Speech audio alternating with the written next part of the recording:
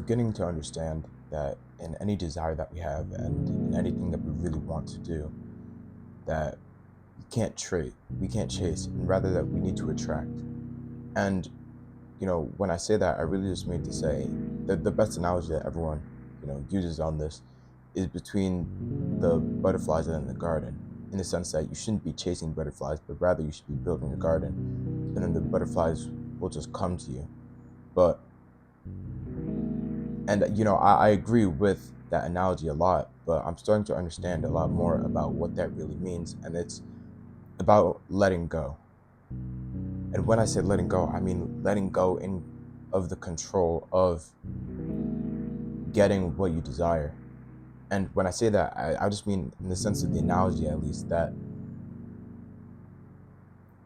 to build your garden in hope of the butterflies coming is to recognize that they may not come. And I think that it's important to be okay with that, in the sense that really we just need to let control go of control of what we desire. We need to let go of control of our own futures in a way. But it seems a bit paradoxical, because I think that we're in control of our futures and we're in control of what we do, but it's almost letting go of the things that are external to you. It's about letting go of the things that are not in your control and putting full responsibility on what you can control.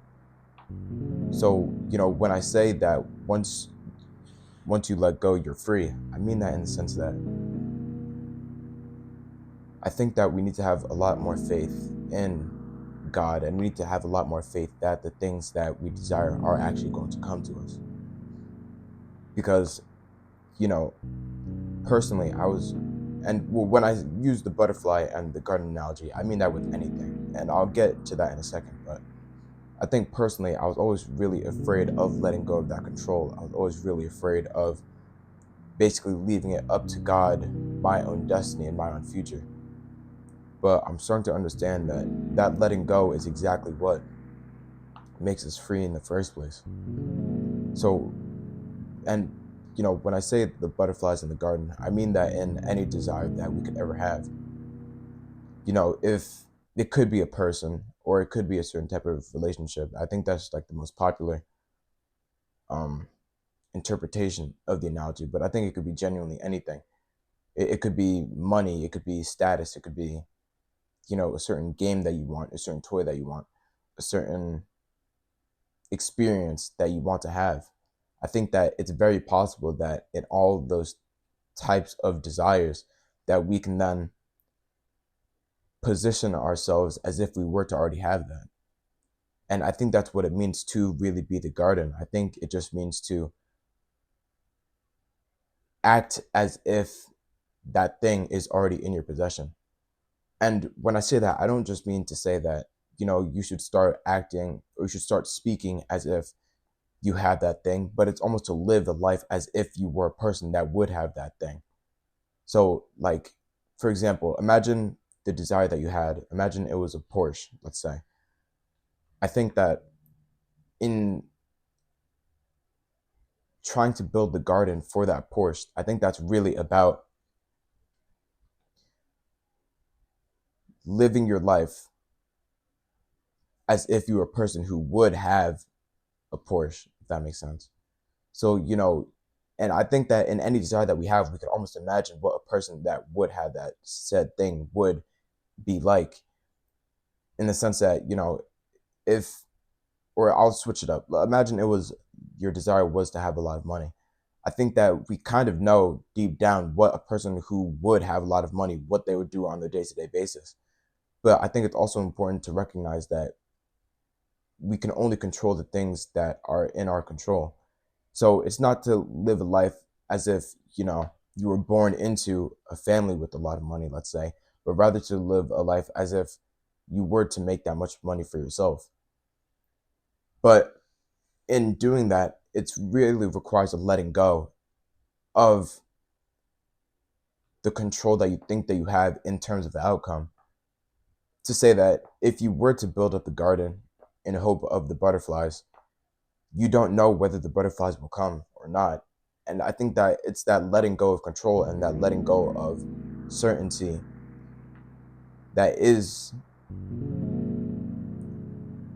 the most different from how we normally live our lives. I think that human beings are naturally just controlling beings. We naturally just desire to have certainty in everything that we do, but I think that in our desires and in anything that we want, it's about letting go of that control and having faith in God that what you want will come to you.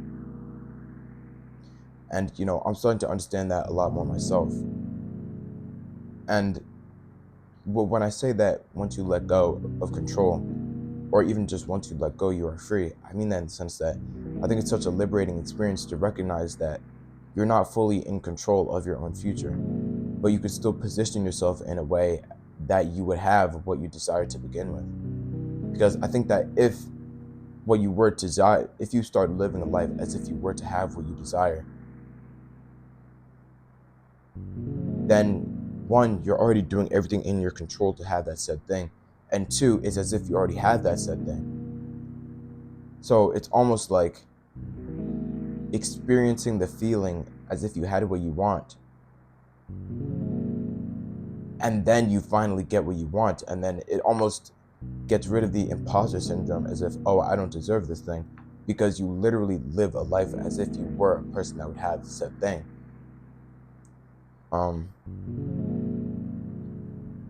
Yeah, I mean, I think I've done a lot of thinking on just this topic as a whole and kind of understanding it, but I think I'm really starting to understand the role that really like God and faith plays in anything that we desire. Because it's not to say that, you know, we're not in control of everything that happens to us. I can't add a single gray hair to my head. I can't make myself grow taller. I can't, you know, like I can't even control when I'm hungry or not. So then it's almost letting go of the things that we can't control, but then living a life as if we already had said thing. Then that said thing will just naturally come upon us. But it's about letting go of and being okay in the uncertainty of that said thing coming upon you. And then that's when you'll finally be able to have said thing and then appreciate it once you have it. Because I think a lot of the times, or a lot of the time, we gain access to something, but then our identities don't shift to having that something. And that leads to us naturally losing it. And, an example that I personally have had was with my weight loss. I think that despite the fact that I lost weight, my identity hadn't shifted to being a person who is now healthy and to a person who is now fit. So then you don't live a lifestyle that's representative of someone that would be fit. And then you're just going to lose what you gained, and I partially lost what I gained in having a good physique, in the sense that I gained a bit of weight back. So I just think it's important that in anything that we want and anything that we desire, we let go of control of whether we or not we will be able to have said thing.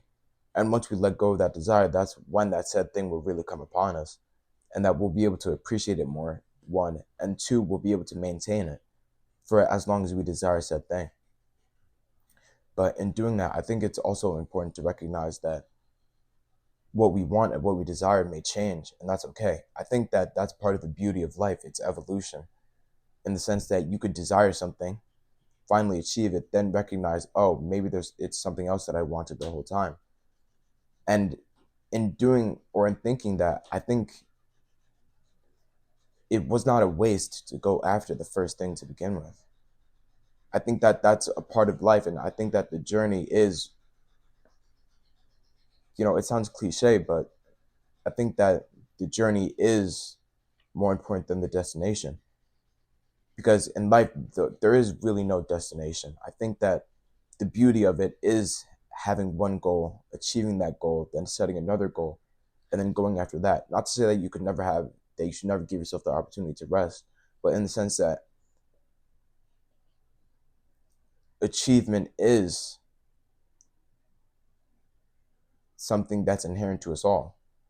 And achievement in and of itself, regardless of whether it's some big goal or whether it's some small goal, is joy. And I think that to an extent, that's also peace as well. But yeah, I really just wanted to make this video because it's something that I'm starting to understand a lot more about letting go of control of, you know, our own futures in a sense. And that's, I just want to say that's not to say that, you know, you should almost live life as if there's no tomorrow, or live life as if nothing you do or nothing happens to you is your fault. I think that, but I just think it's important that we recognize that we can control what we can control and we can't what we can't. And, you know, we can't control the outside world. We can only control what's inside us. So I think that if you position yourself and if you evolve yourself as a person that would have what you want from the external world, then the external world will give that to you. Yeah, I just wanted to make this video, you know, just talking about my thoughts on this a bit, because like I said, I've been understanding a lot more recently. And I have a Bible verse that goes with this. It's taken from Psalms 37, verse 4. And it says, "Delight thyself also in the Lord, and he shall give thee the desires of thine heart." So I just think that's important, that we just have a lot of faith in God, and we have a lot of faith that in letting go of what we desire, that's when we can finally get what we desire, and we can appreciate it more than if we try to take control of our own, of the external world in order to force it upon ourselves. Uh, yeah. Thank you for watching. Uh, that's about it. Have a good night.